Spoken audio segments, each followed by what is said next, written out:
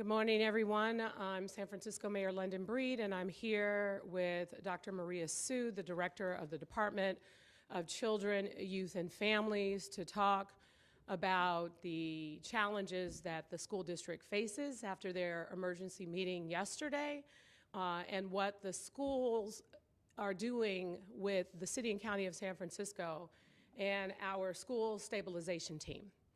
I just want to start by saying that there are some incredible public servants, people who work for the school district, teachers, educators, and folks who day in and day out, they show up for our kids.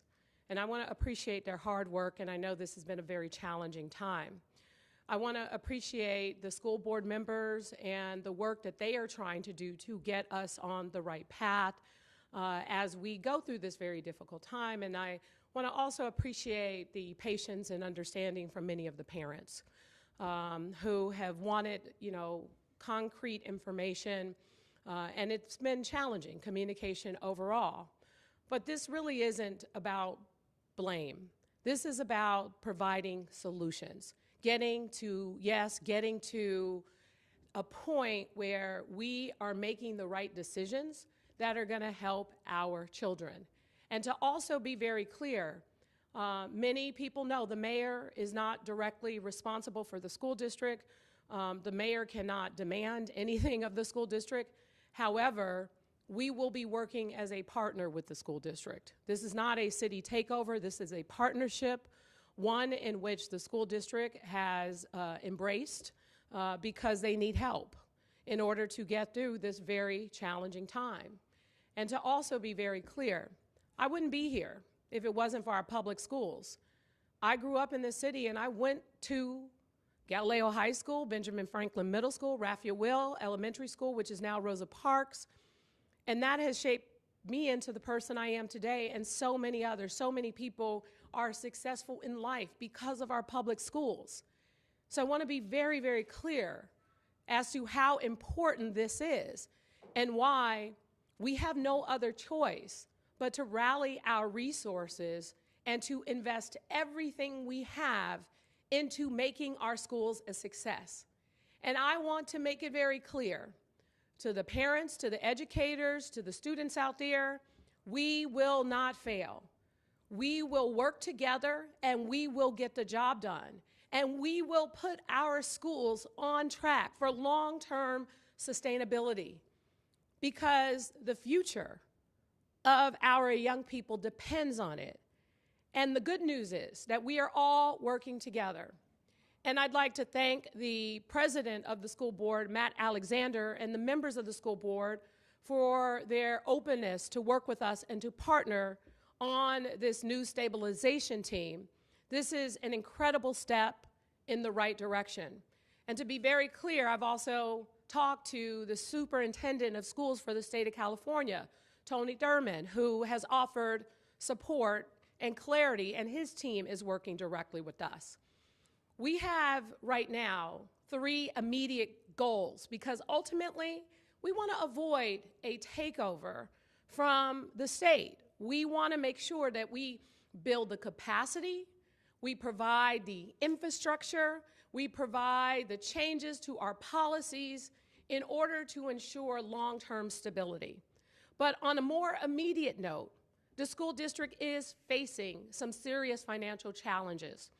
And our plan is to go in and to make sure that by the end of this year, that we help them with a balanced budget, that we help them make the right decisions based on facts, based on data, based on real numbers. And I want to appreciate our former controller for the City and County of San Francisco, Ben Rosenfield, who has been helping with the school district and their finances and making sure that we have the most current and accurate information so that we are making decisions from a place of facts. That is where we have to start. And by the end of this year, the school district has to provide a clear plan and balanced budget to the state. And that is what we will focus on. The other thing that we need to focus on is the fact that we're dealing with some challenges with our various schools, whether it's class sizes, whether it's our lack of resources for our special education program. We are going to also be working to ensure that we address what those challenges are based on the schools that are experiencing the challenges with staffing and shortages and other things, in order to ensure that as we go through this process, our students are getting the support that they need. Ultimately, our priority in all of this are our kids and their future. The last thing that we will be addressing more immediately is what is on everybody's mind, and that is our school closures and what will happen. The fact is, we didn't have everything we needed in order to provide that information to our parents and to the public. And so one of the other things we will be doing is making sure that we know what is happening in each of every school, what the capacities of those schools are, looking at this from an equitable lens all around the city, so we're not just closing schools in the southeast sector or in one neighborhood or another, and focusing on making sure that we try to keep families and parents and other folks together. That plan has more work to be done, and we will be working hand in hand to make sure that we not only look at the facts, but more importantly, that we develop the right communication strategy. So when we are talking to the school communities, that we're talking to them to help them understand what we might do or might not do and how we're going to get to yes, and to make this transition as smooth as possible and as clear as possible. So we have a lot of work before us, but I want to just take a moment to step back. We were in a situation a couple of years ago, as many of you recall, with Laguna Honda Hospital. And many people thought during the pandemic that we would experience, a rise in the loss of life during that pandemic, and we saved lives. And more importantly, we saved lives at Laguna Honda. But we faced a possible closure. And what we did is we rallied the troop. We brought in some of the best to get into the weeds of making the kinds of changes that the state and the feds wanted to see, and we ultimately saved Laguna Honda for the people who rely on it the most. And that is what we will do with our schools. We have a track record. When we are faced with crisis, we have a track record of delivering the kinds of results necessary in order to secure our facilities, and we will secure our schools for our kids. And leading that team are those who are very much familiar with coming to the leadership roles that they have to help us address these kinds of issues. Maria Sue of the Department of Children, Youth, and Families, Phil Ginsburg, who is a part of the Rec and Park Department, the director, and a number of our other departments and their staff, some of their best staff, will be available to help in this particular instance. And to be very clear, when our schools were closed, when our kids had no place to learn, Maria Sue and Phil Ginsburg and their teams set up our learning hubs. We built schools from scratch when our kids had no place to go. And this is why it is important that they are a part of this process, because they know what it takes. But we also have outside expertise. This team will be supported by Special Advisor Dr. Carl Cohn, and he's Professor Emeritus and Senior Research Fellow in the School of Educational Studies at Claremont Graduate University. He's worked for other school districts. He's provided that kind of support in the past, and he will be an important part of our school stabilization team. So I want to be very clear. We are ready to go, and we will bring that clarity to the public and to the parents and to the educators and to the students. This is what I believe is the hope that we need to ensure that when you are entrusting your children to our San Francisco Unified School District, that we can ensure their success and their future. and we have the pieces of that puzzle that are all together, everyone is rolling up their sleeves, providing their valuable expertise so that we could build capacity for our school district, so that we can focus on the short-term goals that we have, and ultimately the long-term impact that our school district will have on students for generations to come. And we appreciate, again, your understanding and your patience, and we will do everything we can to ensure that all of this works together for the good of our kids. Thank you all so much. And with that, I want to turn it over to Dr. Maria Sue from the Department of Children, Youth, and Families. Thank you, Mayor. Good morning, everyone. My name is Maria Sue. I'm the Director for the Department of Children, Youth, and their Families. I am grateful that the Mayor has asked me to co-lead with my colleague, Phil Ginsberg, General Manager of the Department of Rec and Parks, this school stabilization team. We are walking into a very critical situation at the school district, and we want to bring our experts in the city to provide support to our school district. As the Mayor shared, there are many hard-working staff at the school district, and we just want to provide additional supports. Things like our fiscal expertise, our human resources expertise, our operations and policy expertise, managing multiple facilities expertise. So things that will continue to support the school district to thrive and to meet the mandates that the state has placed on them. Our goals and our intentions are very clear. We sent a letter to our school district superintendent, as well as to the Board of Education this morning, outlining our steps moving forward. Thank you. All right. I was going to say, wondering if there are benchmarks. I don't know if there's going to be benchmarks, if there's a timetable. What are you looking at in terms of measurables to see if the committee that you've assembled is working and it's getting the results you want? So here's the thing, Christian. We just are going in there now. So we don't necessarily know what that will entail, but we should be able to provide that sort of information later. Ultimately, we have 3 goals that we have to meet, and the timelines are set for us already. Specifically, we have to close the budget deficit of the school district by the end of this year. We don't have any time to set benchmarks. We have to do it. We have no wiggle room. So that is, our number 1 goal, at number 1 of the 3 goals that we have.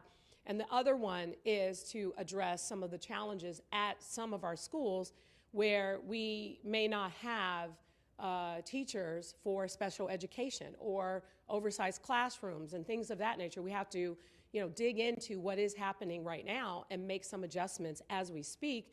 And long term, we have to get clarity around the data and the facts before we could even talk about what schools might be proposed to be closed. And so that's a longer conversation because we need the information. Before we can provide that information, we need it. And then secondly, a part of the communication strategy would be when we are able to provide information to the public, especially to the parents, students, and the educators, we're going to do so. We won't wait until the end of December to communicate, but our goal is to try and be very consistent about benchmarks as we meet them in order to just give people an understanding that things are moving and working and going in the right direction. So we will have more of that after the letter is responded to, and our hope is that we'll start to see some real change. So 3 quick questions. That makes it sound like that the October release of schools that are probably going to be closed, that is now on hold. That's based on what. Let me answer that. I can't tell you that it's on hold. I can just tell you that our school stabilization team, once they go in and they start working with the district, they'll be able to find more clarity and let the school district know when they believe that particular announcement could potentially be made. but we just don't know at this time. Other two questions are, have you spoken with the superintendent? And what was the tipping point for you to get involved? Obviously, this has been going on for a Yeah, bit. I'm gonna not engage in that particular components because, again, I don't want to get into the blame and the conversations and things that have had to happen to lead us to this point, because I really want to focus on the solutions. We are at a point where we need to focus all of our time, attention, and resources on focusing on our kids and getting to the right place. So I don't want to rehash the developments that led up to this point. I just want to focus on what we need to do to move forward. And did you speak to the superintendent? I'm not sure if I want to get into that right now, if you don't mind. So, in moving forward, and it is unusual to take on this role as you've described, who is kind of in charge and will ultimately be the one to make decisions on what happens next? Will it be you? Will it be the superintendent? So How does that work? to be very clear, the superintendent is still in charge. And the superintendent and the school board has accepted help from my office. And to be very clear, my office and I have talked to a number of people, including the superintendent, and with the goal of getting to a place where our help is accepted and, more importantly, used in a way that's going to help meet some of the needs that we need to meet. And so we believe that that will be the case. Mayor, do you still have faith in or confidence in the superintendent after yesterday's emergency meeting? And what is your message to parents who are really just fed up at this point with the delays and the new updates that keep coming in the pushes with regards to the announcement of the school closures? Well, I have heard from a lot of parents who are very excited about the city getting involved because there was too many questions, too much uncertainty. And I think the biggest challenge that the school district had was communication. And so I think with our team here and the people that we have that are available, they are opening the doors. And so we will be sending in that stabilization team. And they will be taking a lot of guidance from our stabilization team, and we will be making a number of recommendations that we expect them to implement. So I would say to many of those parents that, you know, we need just a little bit more patience, but the good news is that we have some of the best, people who have proven track records of doing successful work, whether it's our controller's office, our human services department, my own policy team, as well as two incredible leaders of my departments of Rec and Park and Department of Children, Youth and Families who have, you know, built from scratch hubs to help with our children. So I think that, you know, there's a reason why we are going in, and I want to just reiterate, I don't want to cast blame because we need to focus on solutions, and there are also a lot of hard, dedicated people who work for the school district, and we want to support them. We want to encourage them, we want to motivate them, and we want them to know that we're here to help. We're not here to point the finger. Do you have confidence in the superintendent? We are here to help, and we're not here to point the finger. So what's your projection? How many schools do you think San Francisco will need to close to be able to balance the budget? Unfortunately, I can't give you that information at this time. But as soon as we go in and we get the facts and we get the clarity around what that entails, then we'll be able to, when there is an announcement, I don't know when that might be, but we'll be able to provide clarity. And first, we need to make sure that we're talking to those families who are most impacted before we do anything. And we have to have the facts behind that. We don't have that information, so we can't provide that information at this time. Is there ever a mechanism, I mean, we're talking about millions of dollars potentially here, if there is not a bridge in that budget, is there a mechanism that the city may have to help in bridging some of that gap? We're talking about every option. So we don't know what the city's going to have to do in terms of bridging a gap, but that's always one time, so we have to be very careful. The city already provides almost about 10% of the school district's budget, thanks to the generous support of the voters. We've also gone above and beyond that with some additional resources that we pay for the school district. So, look, we're going to do whatever it takes and what we can do to make sure that it's sustainable. Because a one-time time hole plug is not going to be something that's long-term stability. There are some things, as I said, we have to do more immediately, and then there's the long-term plans that we have in order to get it to that place. And I go back to Laguna Honda. It took us a little while to get to that place. It took us, more than, maybe almost 2 years. But the goal is to move in that direction rather than the direction we saw the district moving in more recently. This gives me hope. It gives me hope because we have people at the table that are capable of helping to ensure a successful future. Quick follow-up on that. I mean, part of the problem that we're seeing, not just in San Francisco and in the Bay Area in general, is that there are fewer and fewer children who are actually enrolled in public schools. I mean, that does create some structural issues. Is this a problem that's going to be in perpetuity because of that? Well, it might be, but again, we don't know until we get into the weeds of everything that's going on. We can do some data analysis and predict what might be, but ultimately, we have to make our schools more attractive by making them more stable and predictable. And that is our goal. That's what we plan to do. And the good news is that this is one of the first times that the school district is actually sincerely interested in accepting the kind of quality help that only the city can bring. Will we look for updates from you or from the school board? Where will we get these updates in a sense? So just to be very clear, this stabilization team will have someone who's going to be able to provide direct communication. We're still working on the details because ultimately we want to make sure that we're not waiting until I'm available, but we're providing the information as soon as we have it available in order to keep it out there and to give people some assurances that something is moving and something is working. What's the earliest you think you'll get some data on this? I don't know at this time, but as I said, this is only the beginning, and we are going in. The letters have been sent. The conversations are being had. The meetings are taking place today, and the goal is full speed ahead. And as soon as we have something, this is almost like going back to COVID. Remember when we didn't have all the information, all the data? And what I've tried to do throughout that time is keep you posted with the facts, because that's been the biggest problem, is information that is not clear. And then so many questions surrounding that information. We want to give you whatever we have as soon as we have it, and we will give you the facts when we do. Thank you. Thank you.